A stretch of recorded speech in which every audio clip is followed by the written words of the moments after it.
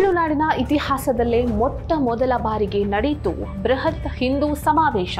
ಈ ಹಿಂದೂ ಸಮಾವೇಶದಲ್ಲಿ 4 ಲಕ್ಷಕ್ಕೂ ಅಧಿಕ ಹಿಂದೂಗಳು ಭಾಗಿ. ಬಿಜೆಪಿಗೆ ವರದಾನವಾಗುತ್ತಾ ಈ ಸಮಾವೇಶ? ಈ ಕಾರ್ಯಕ್ರಮವನ್ನ ನಿಲ್ಲಿಸೋದಕ್ಕೆ ವಿರೋಧಿಗಳಿಂದ ನಾನಾ ರೀತಿಯ ಪ್ರಯತ್ನ.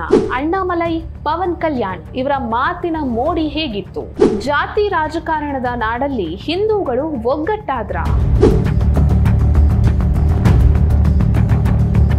ನಮಸ್ಕಾರ. ತಮಿಳುನಾಡು ಅಂದ ತಕ್ಷಣ ನಮ್ಮ ಕಣ್ಣು ಮುಂದೆ ಬರುವಂಥದ್ದು ಅಲ್ಲಿನ ಜಾತಿ ರಾಜಕಾರಣ.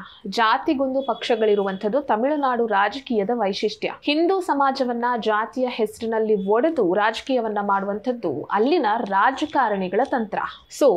ಜಾತಿ ವ್ಯವಸ್ಥೆಯಲ್ಲಿ ಸಂಪೂರ್ಣವಾಗಿ ಒಡೆದು ಹೋಗಿರುವಂತಹ ತಮಿಳುನಾಡಿನ ಸಾಮಾಜಿಕ ವ್ಯವಸ್ಥೆಯ ಮೇಲೆ ಒಂದು ದೊಡ್ಡ ಪರಿಣಾಮವನ್ನ ಬೀರುವಂತಹ ಘಟನೆಯೊಂದು ನಡೆದಿದೆ. ಈ ಘಟನೆ ಯಾವುದು ಅಂತ ಕೇಳಿದ್ರೆ ಅದು ಬೃಹತ್ ಆಧ್ಯಾತ್ಮಿಕ ಸಮ್ಮೇಳನ. ಈ ಸಮ್ಮೇಳನದಲ್ಲಿ 4 ಲಕ್ಷಕ್ಕೂ ಅಧಿಕ ಹಿಂದೂಗಳು ಅಂದ್ರೆ ಭಕ್ತರು ಭಾಗವಹಿಸಿದ್ರು.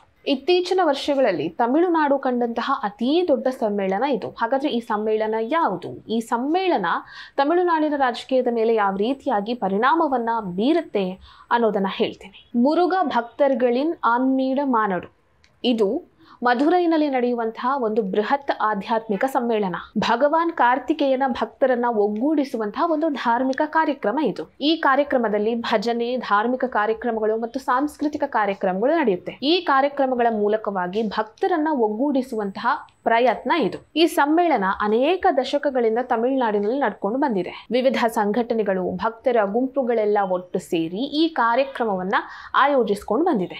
ಈ ಬಾರಿ ನಡೆದಂತಹ ಈ ಕಾರ್ಯಕ್ರಮವನ್ನ ಹಿಂದೂ ಮುನ್ನಾನಿ ಅನ್ನುವಂತಹ ಸಂಘಟನೆ ಈ ಕಾರ್ಯಕ್ರಮವನ್ನ ಆಯೋಜನೆ ಮಾಡಿತ್ತು. ಹಿಂದೂ ಮುನ್ನಾನಿ ಅನ್ನುವಂತಹ ಸಂಘಟನೆ ಈ ಕಾರ್ಯಕ್ರಮವನ್ನ ಆಯೋಜನೆ ಮಾಡಿದ್ರೆ ಈ ಕಾರ್ಯಕ್ರಮದಲ್ಲಿ ಅಣ್ಣಾಮಲೈ, ಪವನ್ ಕಲ್ಯಾಣ್ ಇವರೆಲ್ಲ ಭಾಗಿಯಾಗೋದಕ್ಕೆ ಹೇಗೆ ಸಾಧ್ಯ? ಇದು ರಾಜಕೀಯ ಕಾರ್ಯಕ್ರಮನ ಅನ್ನುವಂತಹ ಪ್ರಶ್ನೆ ಬರಬಹುದು. ಈ ಕಾರ್ಯಕ್ರಮವನ್ನ ಹಿಂದೂ ಮುನ್ನಾನಿ ಅನ್ನುವಂತಹ ಸಂಘಟನೆ ಆಯೋಜಿಸಿದ್ರು ಕೂಡ ಈ ಕಾರ್ಯಕ್ರಮಕ್ಕೆ ಬೆಂಬಲವನ್ನ ನೀಡಿದ್ದು ಬಿಜೆಪಿ. ತಮಿಳುನಾಡಿನ ಬಿಜೆಪಿ ರಾಜ್ಯಾಧ್ಯಕ್ಷ ನೈನಾರ್ ನಾಗೇಂದ್ರನ್, ಅಣ್ಣಾಮಲೈ ಸೇರಿದಂತೆ ಇನ್ನೂ ಅನೇಕ ನಾಯಕರುಗಳು ಈ ಕಾರ್ಯಕ್ರಮಕ್ಕಾಗಿ ಪ್ರಚಾರವನ್ನ ಮಾಡಿದ್ರು. ಕಾರ್ಯಕ್ರಮದಲ್ಲಿ ಸಕ್ರಿಯವಾಗಿ ಭಾಗವಹಿಸಿದ್ರು. ಕೇಂದ್ರ ಗೃಹ ಸಚಿವ ಅಮಿತ್ ಶಾ ಅವರು ಮಧುರೈಗೆ ಬಂದಂತಹ ಸಂದರ್ಭದಲ್ಲಿ ಎಲ್ಲರೂ ಈ ಕಾರ್ಯಕ್ರಮದಲ್ಲಿ ಭಾಗವಹಿಸಬೇಕು ಅಂತ ಹೇಳಿದ್ರು. ಯುಪಿಯ ಸಿಎಂ ಯೋಗಿ ಆದಿತ್ಯನಾಥ್ ಅವರಿಗೂ ಕೂಡ ಈ ಕಾರ್ಯಕ್ರಮದಲ್ಲಿ ಭಾಗವಹಿಸುವಂತೆ ಆಹ್ವಾನಿಸಲಾಗಿತ್ತು.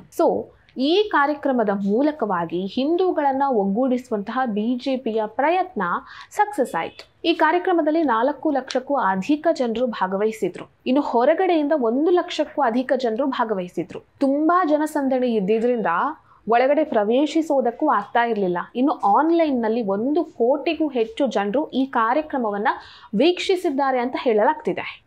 ಈ ಒಂದು ಕಾರ್ಯಕ್ರಮ ತಮಿಳುನಾಡಿನಾದ್ಯಂತ ರಾಜಕೀಯ, ಸಾಮಾಜಿಕ ಮತ್ತು ಆಧ್ಯಾತ್ಮಿಕ ಸಂದೇಶವನ್ನ ನೀಡೋದ್ರಲ್ಲಿ ಯಶಸ್ವಿಯಾಯಿತು ಅಂತ ಹೇಳ್ಬಹುದು. ಇನ್ನು ಈ ಕಾರ್ಯಕ್ರಮದಲ್ಲಿ ಭಾಗವಹಿಸಿದಂತಹ ಅಣ್ಣಾಮಲೈಯವರು ಹಿಂದೂಗಳು ಎದುರಿಸ್ತಾ ಇರುವಂತಹ ಬೆದರಿಕೆಗಳ ಬಗ್ಗೆ ಇವರು ಮಾತನಾಡಿದ್ರು. ಅಣ್ಣಾಮಲೈ ಏನ್ ಹೇಳಿದ್ರು ನೋಡಿ. ஏப்ரல் 22ஆம் தேதி பெஹல்காம்ல நீ எந்த வாழ்வியல் முறையை பின்பற்றுகின்றாய், நீ இந்து மதமா என்கின்ற ஒரே காரணத்திற்காக 26 மனிதர்களை தனித்தனியாக நிறுத்தி நெத்தி புட்டிலே சுற்று கொண்டு விட்டு இந்த மதம் இருக்கக்கூடாது என்று ஒருவர் நினைக்கின்றார். பதிலுக்கு பதிலாக எல்லை தாண்டி அந்த பயங்கரவாத நாட்டுக்குள்ள நம்ம போயிட்டு வரும் பொழுது மட்டும்தான் நம்முடைய நாட்டுல சில பேருக்கு பிரச்சனை. என்னுடைய கோவில்கள் பாதுகாக்கப்பட வேண்டும், எங்களுடைய வாழ்வியல் முறையில் எந்த பிரச்சனையும் வரக்கூடாது, எங்களுடைய குழந்தைகள் தைரியமா ஒரு ஸ்கூலுக்கு போனா கூட திருநூறு வச்சுட்டு போகணும், எங்களுடைய குழந்தைகள் இன்னைக்கு வடல் தமிழ்நாட்டில் ஒரு ஸ்கூலுக்கு போனா கூட ருத்ராட்ச கொட்டையை வெளியே அணிந்து கொண்டு செல்ல வேண்டும்.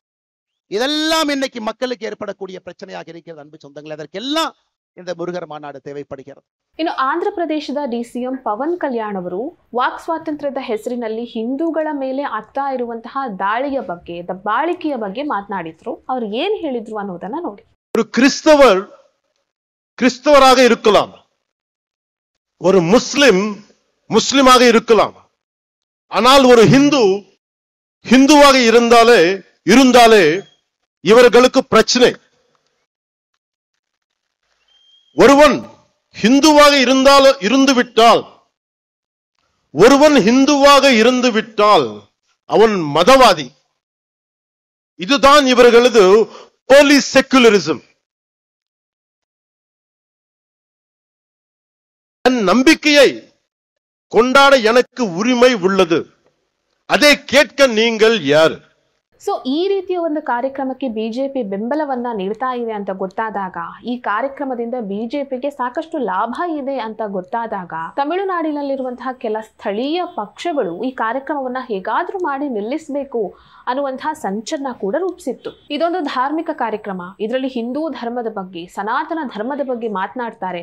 ಇಂತಹ ಕಾರ್ಯಕ್ರಮ ನಡಿಬಾರದು, ಇದರಲ್ಲಿ ಬಿಜೆಪಿಯು ಭಾಗಿಯಾಗ್ತಾ ಇದೆ, ಸೊ ಈ ಕಾರ್ಯಕ್ರಮ ನಡಿಬಾರದು ಅಂತ ಹೇಳಿ ಸಾಕಷ್ಟು ಪ್ರಯತ್ನಗಳನ್ನ ಪಟ್ಟರು. ಕೋರ್ಟ್ಗೆ ಹೋಗಿ ಕಾರ್ಯಕ್ರಮವನ್ನ ನಿಲ್ಲಿಸುವಂತಹ ಪ್ರಯತ್ನವನ್ನ ಮಾಡಿದ್ರು. ಇನ್ನೂ ಅನೇಕರು ಇಂತಹ ಕಾರ್ಯಕ್ರಮಗಳನ್ನ ಮಾಡೋದ್ರಿಂದ ವಾಹನ ಸಂಚಾರಕ್ಕೆ ಅಡ್ಡಿಯಾಗುತ್ತೆ, ಹಾಗಾಗಿ ಈ ಕಾರ್ಯಕ್ರಮವನ್ನ ನಿಲ್ಲಿಸಿ ಅಂತ ಹೇಳಿದ್ರು. ಸೊ ಎಷ್ಟೇ ಪ್ರಯತ್ನಗಳನ್ನ ಪಟ್ಟರೂ ಕೂಡ ಈ ಕಾರ್ಯಕ್ರಮವನ್ನ ನಿಲ್ಲಿಸೋದಕ್ಕೆ ಸಾಧ್ಯ ಆಗಲಿಲ್ಲ.